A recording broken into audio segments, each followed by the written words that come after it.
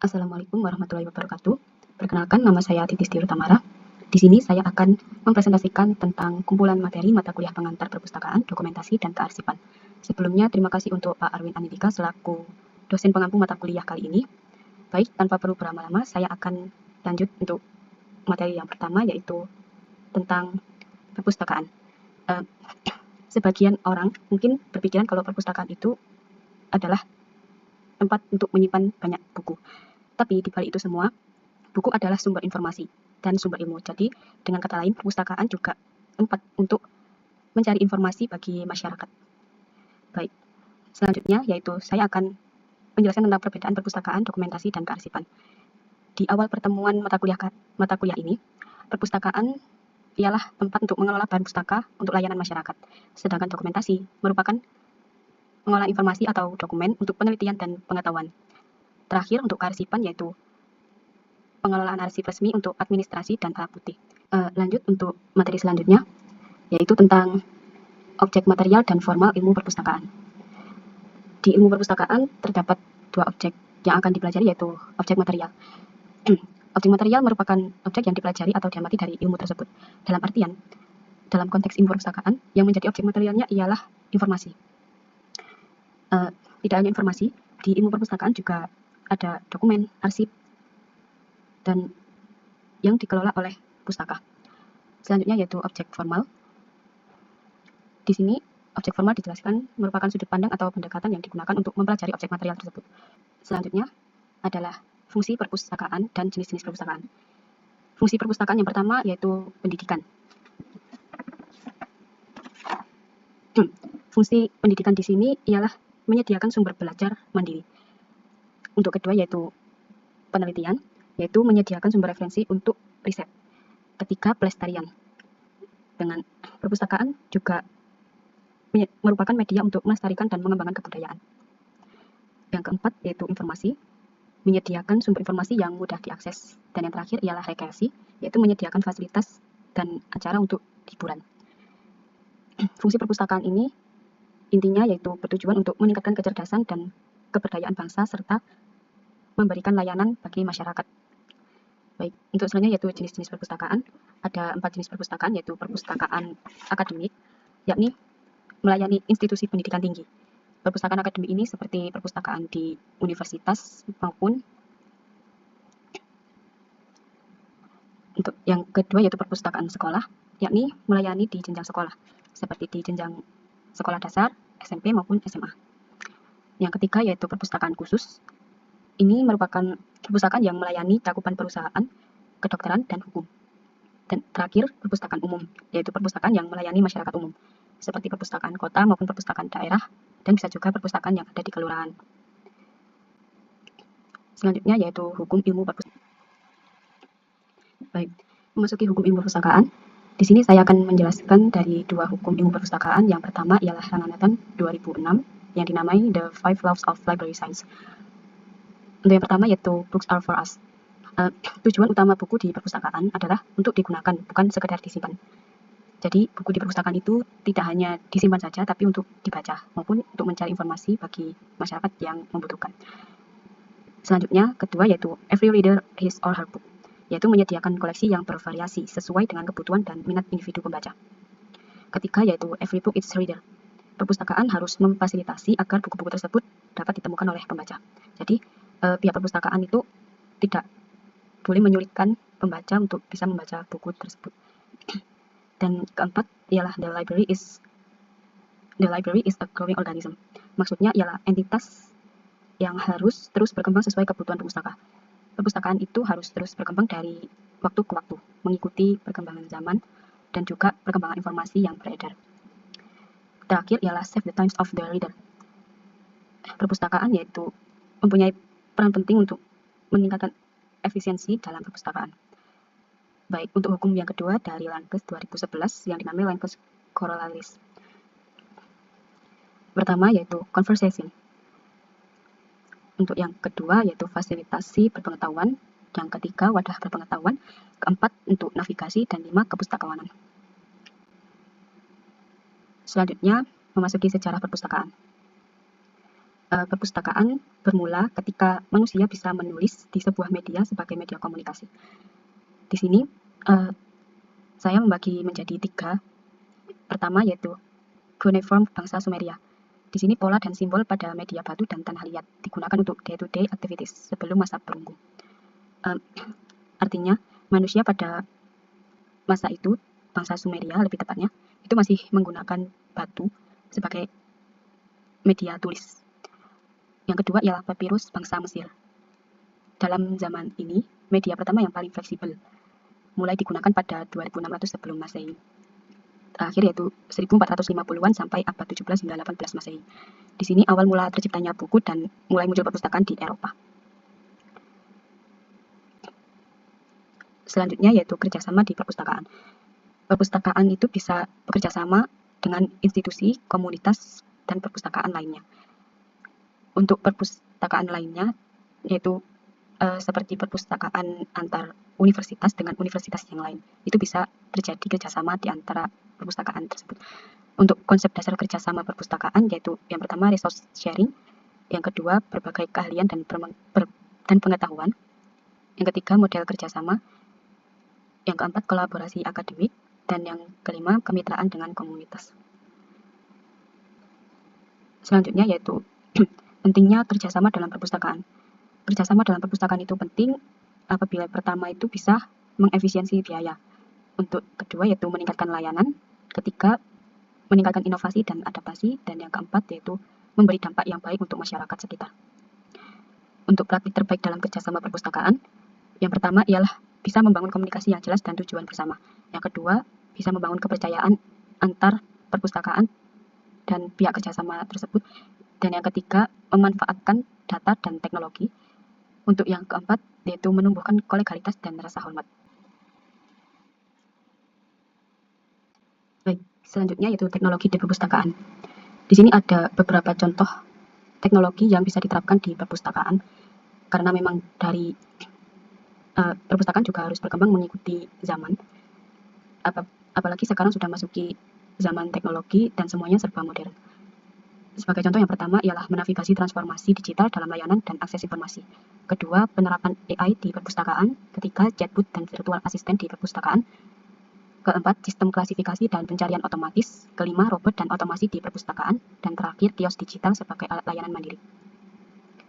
Di sini saya mengambil contoh penerapan teknologi di perpustakaan yang ada di University of Technology Sydney. Di University of Technology Sydney ini ada beberapa teknologi yang sudah diterapkan dan lebih modern dibandingkan dengan beberapa perpustakaan yang ada di Indonesia. Salah satu contohnya yaitu teknologi LRS atau Library Retrieval System. Ini ialah sistem penyimpanan dan pengambilan otomatis berbasis robot yang digunakan untuk menyimpan koleksi perpustakaan dalam ruang terbatas. Konsep teknologi LRS ini yaitu sistem yang membebaskan ruang perpustakaan yang berlokasi di bawah tanah. Jadi teknologi LRS yang berada di University of Technology Sydney ini itu tempatnya berada di bawah tanah karena memang lebih menghemat ruang dan juga lebih efisien. Bentuk teknologinya yaitu berupa 6 derek robotik setinggi 15 meter. Tujuan dari teknologi LRS ini ialah dirancang untuk menyimpan item dalam kondisi suhu dan kelembapan yang stabil. Kedua, yaitu ideal untuk mengawetkan bahan kertas dan lebih cepat dalam menemukan item daripada rak terbuka. Ada beberapa manfaat dari teknologi LRS ini. Yang pertama merupakan untuk penghematan ruang. Yang kedua, yaitu efisiensi operasional. Ketiga, layanan berbasis data. Untuk koneksi dengan RFID, yaitu mungkin saya akan menjelaskan sedikit tentang RFID ini, yaitu Radio Frequency Identification. Jadi, koneksi dengan RFID ini, yaitu LRS di University of Technology Sydney, merupakan teknologi LRS akademik pertama di dunia yang mengintegrasikan teknologi RFID secara ekstensif. Tidak hanya teknologi LRS saja yang ada di University of Technology Sydney, itu ada teknologi RFID yang tadi, yang kedua teknologi LRS, dan yang ketiga teknologi beacon atau pemancar sinyal Bluetooth low energy berukuran kecil.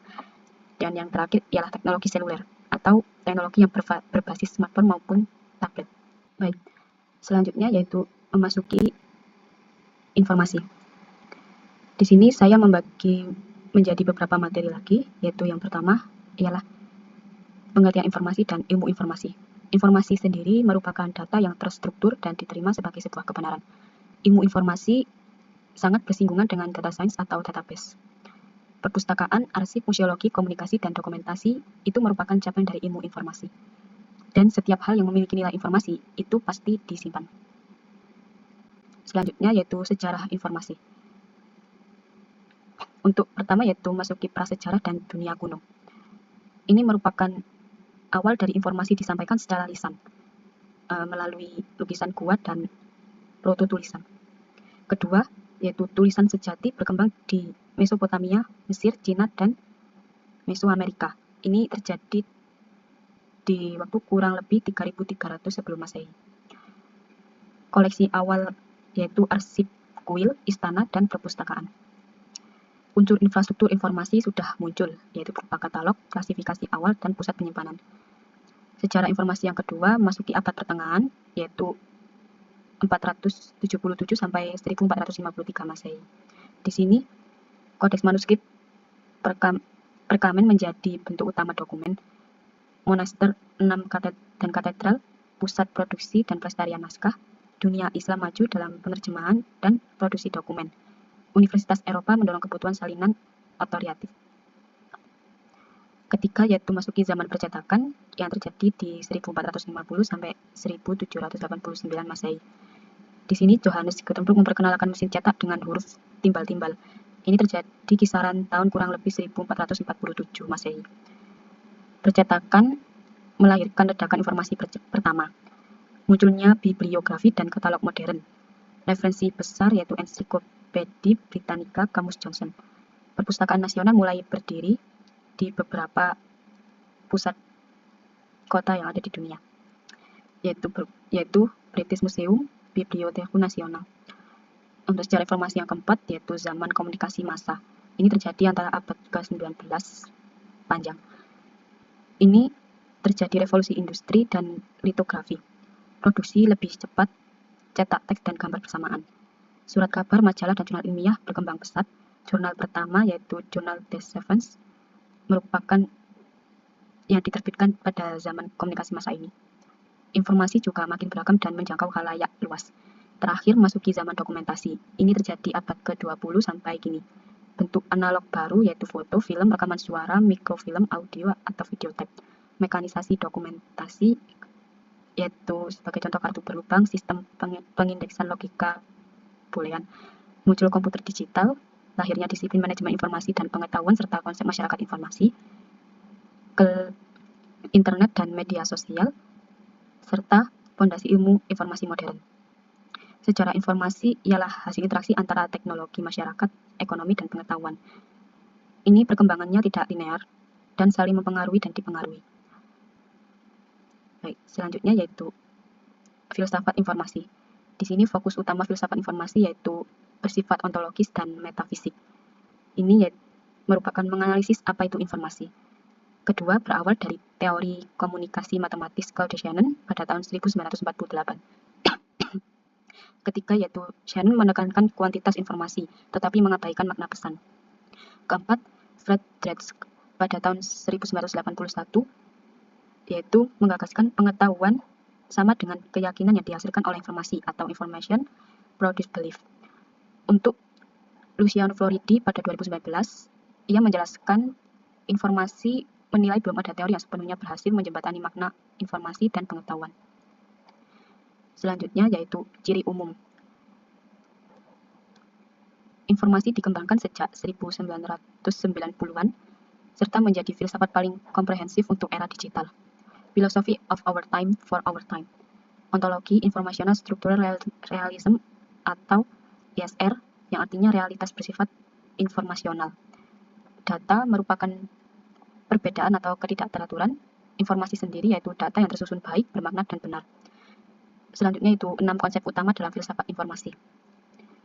6 konsep dalam filsafat informasi ini diambil dari Floridi yang sangat relevan dengan ilmu informasi antara lain. Yang pertama, revolusi keempat. Mengikuti 3 revolusi besar sebelumnya, yakni dari Copernicus, Darwin, dan Freud, revolusi ini menjelaskan teknologi informasi dan komunikasi sebagai inti masyarakat modern. Kedua, tahapan historis. Setelah masa prasejarah, atau dengan kata lain tanpa informasi terekam dan sejarah, informasi terekam menjadi penting. Kini manusia berada pada hypersejarah di mana masyarakat sepenuhnya bergantung pada TIK. Ketiga yaitu infosfer. Artinya lingkungan informasi yang memadukan dunia fisik dan digital secara menyeluruh. Keempat yaitu on-life, kondisi hidup yang melebur antara realitas fisik dan digital tanpa batas yang tegas di antara keduanya. Kelima, informational frictions, yaitu segala hambatan yang menghalangi arus bebas informasi dalam infosfer. Terakhir, transisi on-life, yaitu peralihan menuju kehidupan berbasis infosfer ini hanya terjadi sekali dalam sejarah manusia. Selanjutnya yaitu filosofi informasi dan ilmu informasi atau LIS. Floridi menjelaskan LIS sama dengan Philosophy of Information. LIS sendiri yaitu menangani konten semantik dalam dokumen. Dibagi menjadi 4, yaitu 1 informasi. Itu benar. Kedua, misinformasi, salah. Ketiga, disinformasi atau disengaja salah. Keempat, fiksi dan konten lain yang relevan. Selanjutnya yaitu fokus LIS, yaitu kualitas semantik, bukan sekedar kebenaran. Dokumen memiliki nilai etis karena merupakan entitas informasional yang kaya. Tujuan etis tertinggi, yaitu flourishing of the infosphere. Maknanya yaitu keberlanjutan dan kesejahteraan ekosistem informasi. Selanjutnya yaitu konsep informasi dan nilai informasi. Di sini konsep informasi sendiri yaitu menjelaskan tentang informasi adalah hasil dari pengolahan data yang memiliki makna dan berguna bagi penggunanya. Informasi membantu mengurangi ketidakpastian dalam pengambilan keputusan dan memperkaya pengetahuan. Untuk data sendiri yaitu merupakan fakta mentah, akan tetapi belum diolah. Sementara untuk informasi yaitu data yang telah diolah, diorganisir, dan memiliki arti atau konteks. Nilai informasi ditentukan oleh sejauh mana informasi tersebut bermanfaat dalam proses pengambilan keputusan, menambah pengetahuan, atau memberi solusi terhadap masalah tertentu. Semakin relevan, akurat, dan tepat waktu suatu informasi, semakin tinggi nilainya. Selanjutnya yaitu karakteristik informasi. Yang pertama, harus akurat. Artinya bebas dari kesalahan dan tidak menyesatkan. Kedua yaitu relevan, yaitu berkaitan langsung dengan kebutuhan pengguna. Ketiga, tepat waktu atau tersedia saat dibutuhkan. Keempat, lengkap, yakni memuat semua data yang diperlukan. Kelima, terpercaya atau reliable, yakni bersumber dari sumber yang sah atau kredibel.